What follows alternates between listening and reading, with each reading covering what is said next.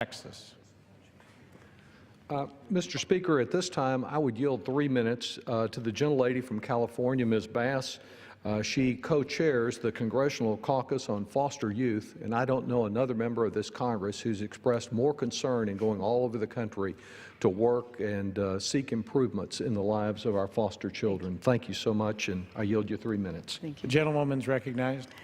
Mr. Speaker, I rise today in strong support of H.R. 4980, the Preventing Sex Trafficking and Strengthening Families Act. First, I'd like to commend Chairman Camp and Reichert and Ranking Members Levin and Doggett for their work on this important legislation and for their ongoing commitment to our nation's foster youth. As co-chair of the Congressional Caucus on Foster Youth, I've had the opportunity to hear stories from youth across the country during our listening tour.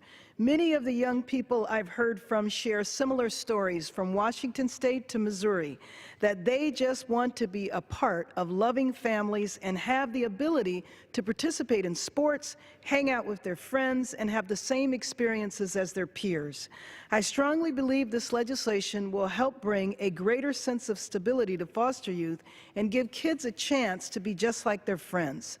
Since 1997, when the adoption incentives legislation became law, we have seen a significant reduction in the number of kids in foster care. By improving adoption incentives, we help children find their forever families. This is why it is so critical to highlight this legislation's investment in legal guardianship and relative caregivers. More than half of the youth in the child welfare system are placed with a relative caregiver, a grandmother, an aunt, uncle, or older sibling. Guardianship is often the preferred type of family permanence for relative caregivers. In addition, parts of H.R. 4980 includes the funding for family connection grants, which provide critical resources to ensure children find permanent homes, oftentimes with relatives. In my Los Angeles district, relative caregivers are the largest group of foster care providers.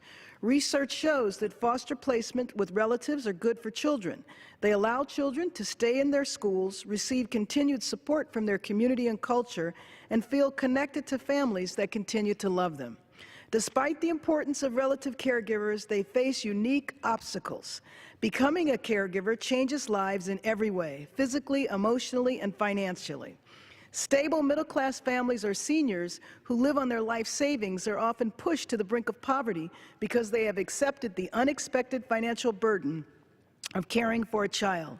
I am greatly encouraged by the critical work this legislation before us encourages, children having forever families through both adoption and guardianship throughout the country, and hope to continue this work with my colleagues in the House. I yield back the